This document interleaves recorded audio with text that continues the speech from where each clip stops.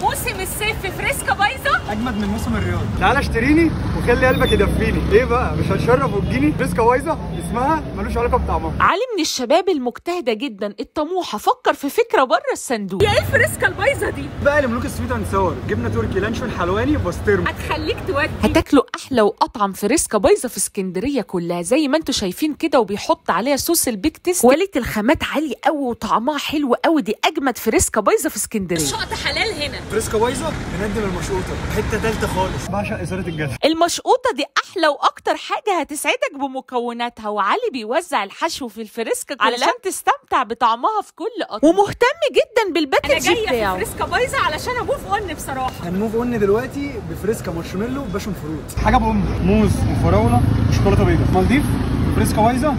التذكره رخيصه جدا، مش هتخيلوا بكام. لو مش هتقدروا تروحوا وتشتروا من علي يبقى على الاقل تعملوا شير ولايك علشان نكون سبب في فتح باب رزق جديد. علي خريج كليه اداب لغات شرقيه تركي، ورغم كده واقف على رجله كل يوم من الساعه 8 لحد الفجر في العصافره جنب مبره العصافره وقدام حلواني مارفل. هتاكل احلى وافل وفريسكا، لازم تروحوا وتجربوه.